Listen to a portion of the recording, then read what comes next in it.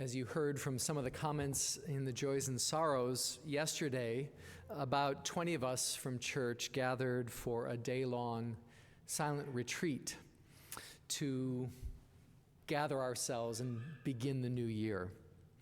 And the focus for that retreat was a poem by Martha Postlethwaite called Clearing that I'd like to share as our reading this morning. I'm guessing some of you have heard this poem before. Clearing. Do not try to save the whole world or do anything grandiose.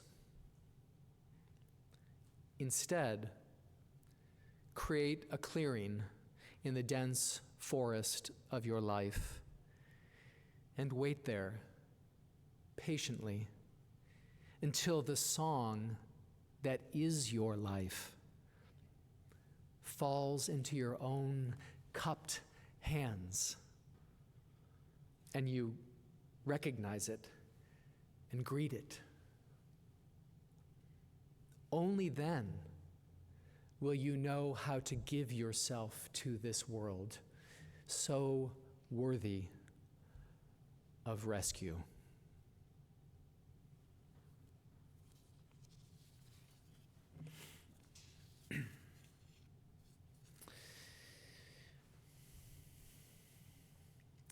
So I have this belief that there is a rhythm to life, a cadence, if you will, a pattern of life calling to life and life responding.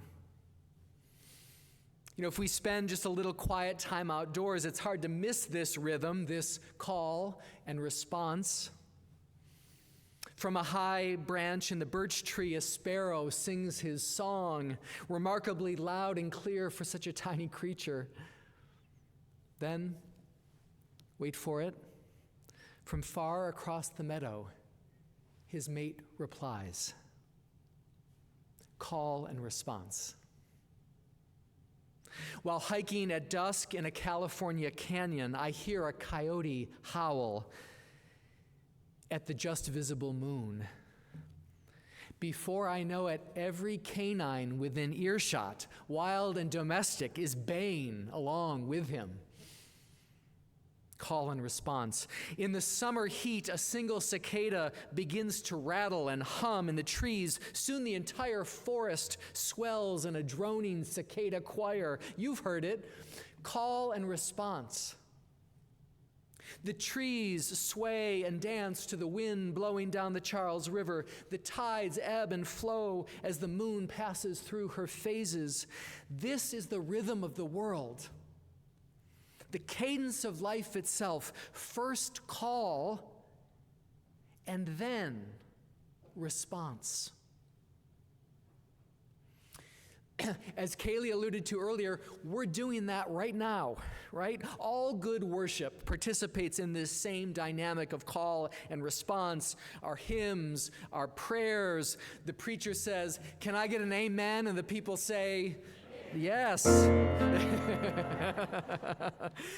Even this sermon, you know, to someone unfamiliar with church, a sermon might seem like a monologue. But what's really going on right now are several dozen dialogues, right? The experience and thoughts that I share speak to each of you in different ways that are unique to your own experience. And in that sense, each of you hears and responds to a different sermon. I know this is true because after church, sometimes folks will find me in the parlor and they'll say, "Rob, I loved that part where you said," and I think to myself, wait, did I say that? But that's what they heard, right?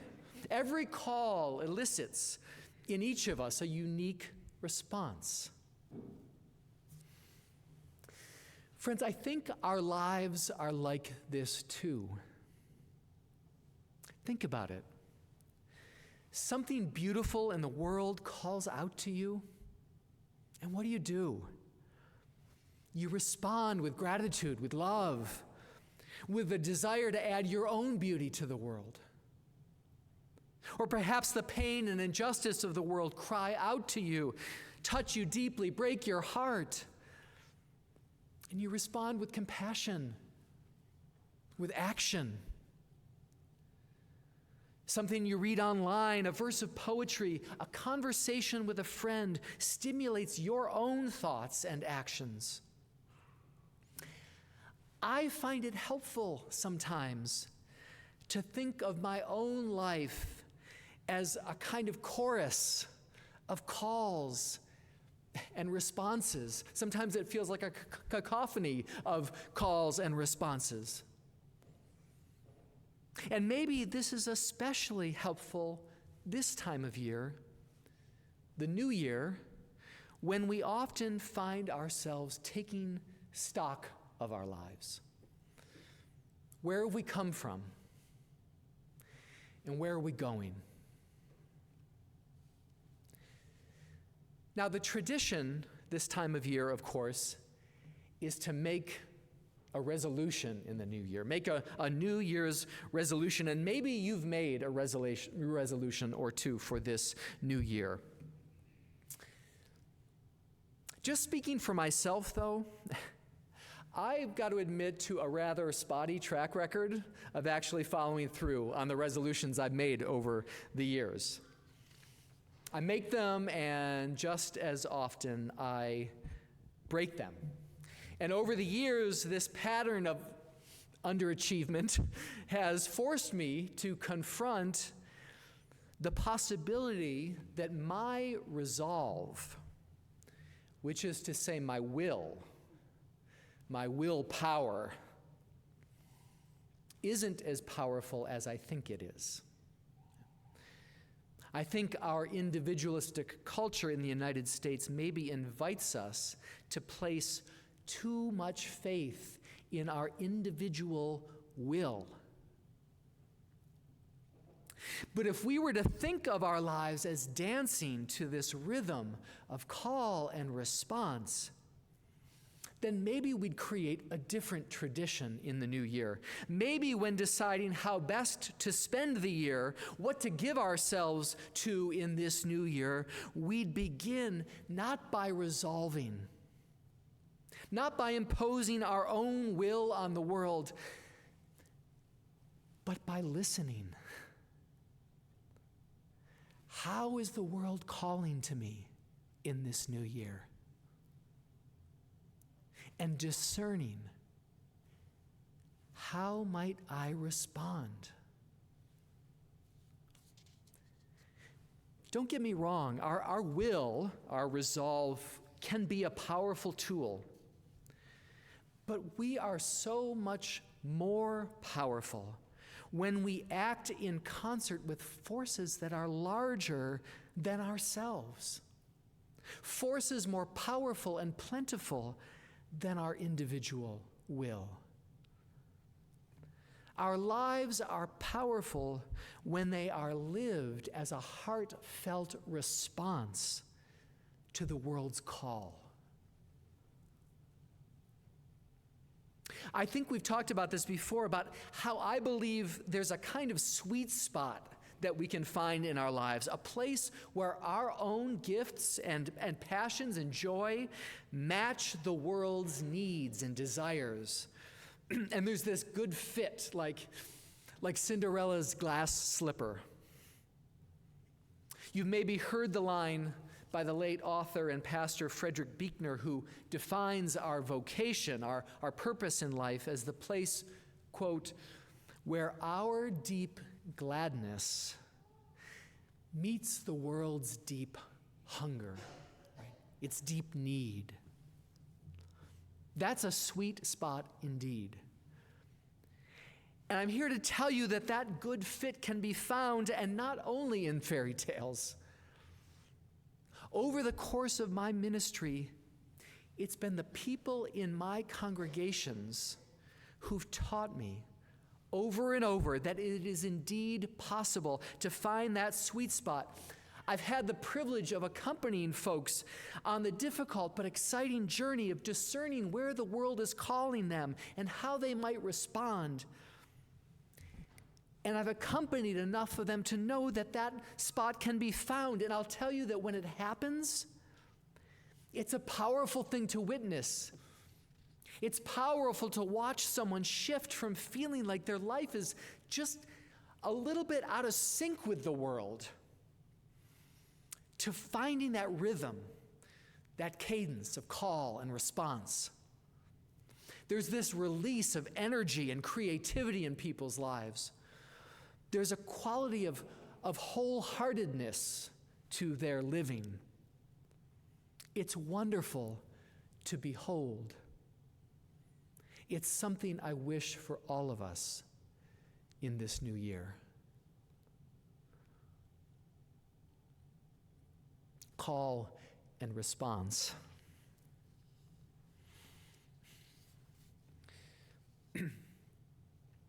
Friends, if I may, I'd like to close by sharing a story that happened to me recently that I hope bears on this dynamic, this phenomenon in our lives of call and response.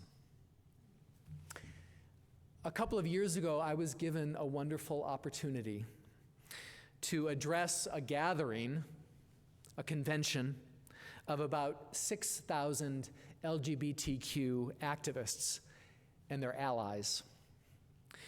And I've got to admit that leading up to that talk, I was really nervous, right? In part because this opportunity felt like, to me, like a significant call. You see, ever since I was told as a young, closeted kid that God didn't love me and that I didn't belong in the church, one of my callings has been, whenever I can, to remind my queer siblings, and anyone for that matter, that they are not beyond the love of God. But I don't often get the chance to do that outside of the context of the church. And I realized that I was nervous about giving this talk because I'd been given that opportunity to respond to this call that I had, to do something that was right in my sweet spot, something I cared deeply about, and I didn't want to mess it up. Now, the truth be told, I was also really intimidated by the whole scope and scale and technical complexity of this event. I mean, we were in this huge, soulless convention hall. Some of you have been to those convention halls, right? It's hard to bring the spirit to a convention hall. And there was this big stage and this fancy lighting and lots of cameras and teleprompters, and there were 4 jumbotrons. We've got our television, they had 4 jumbotrons, right? I was told that when I was to walk on stage, I would have my own walk-on music. I didn't know what walk-on music was, maybe you do. It's like when a Red Sox player comes up to home plate and they get their theme song played, That's walk-on music. Joe, maybe we could work on that, in the future. We'll do a little walk-on music for the preacher, right? So all this production stuff was making me nervous.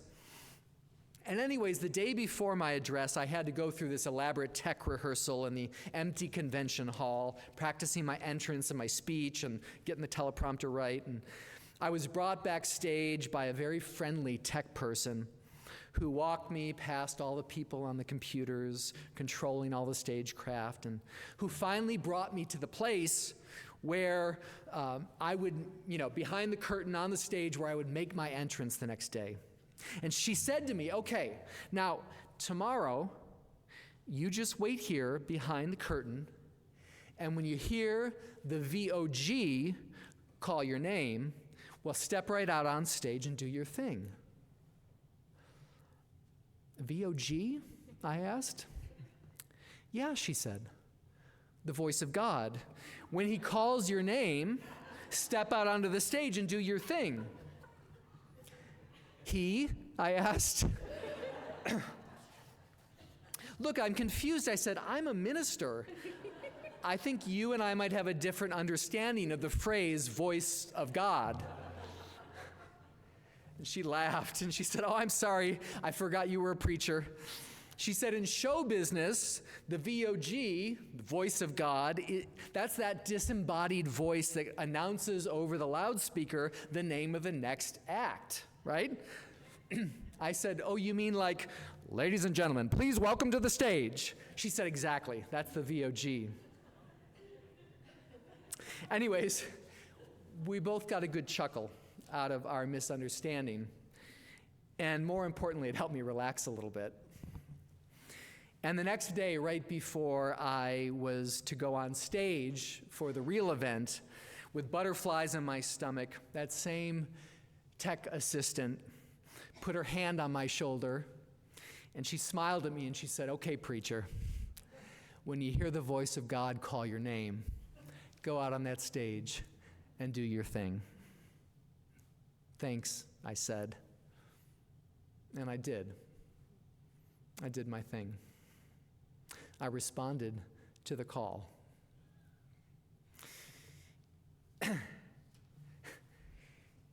I hope that relates to my theme today. Because in this New Year's, friends, I invite all of us to listen for the voice of God. You know, however you understand that phrase and whatever gender that voice comes to you as, calling your name. And once you hear the call, once you find that sweet spot, I pray that you too will respond by walking with confidence into the world and doing your thing. Call and response. Happy New Year. Amen. Amen. Thank you. Amen.